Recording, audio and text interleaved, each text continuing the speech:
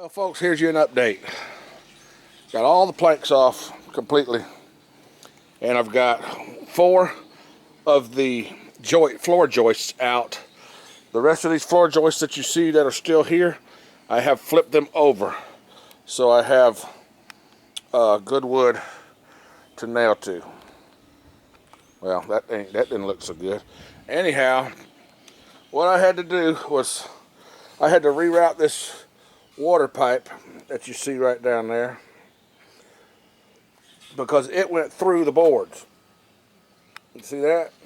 That pipe went through a couple boards here and then went over to there where it goes down underground.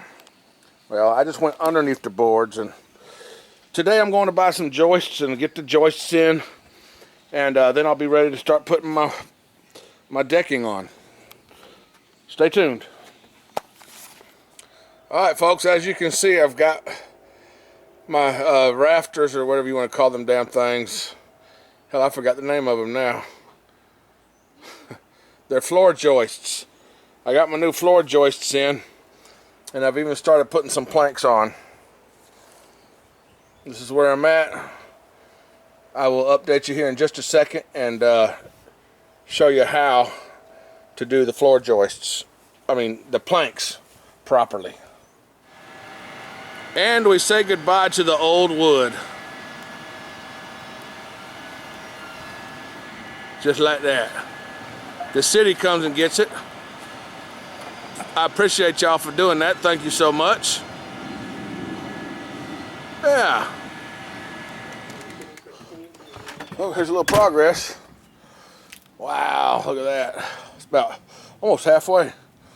Almost halfway done.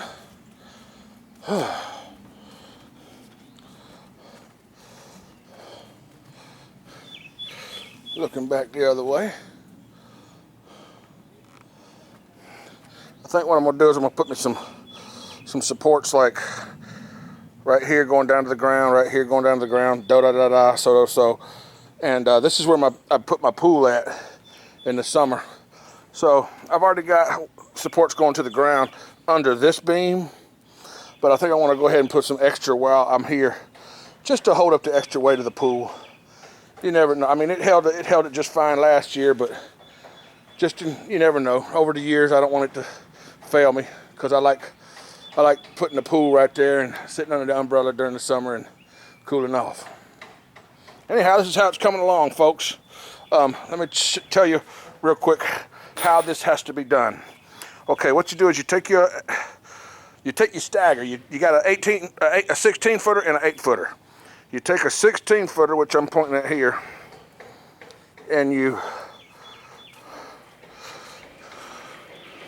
put it on to where you got it halfway on your beam, because you're going to follow that with an 8 footer to go the rest of the way on out. So you got to leave something to nail the 8 footer to. But anyway, what you do is you want to take a nail or something and leave a gap between those boards. Okay? And then you follow it with an 8 footer right next to the 16 footer. You can see what I've got there is I've got an 8 footer. It stops here. Now at the end of this 8 footer, I will put a 16 footer on down to the rest of the way. And what that does is that creates a stagger in your joints. See, that's a joint right there. That creates a stagger in your joints, so you don't have a joint on every freaking board just going across. So I've got one set of joints here staggered, and then I've got another set of joints staggered right across here.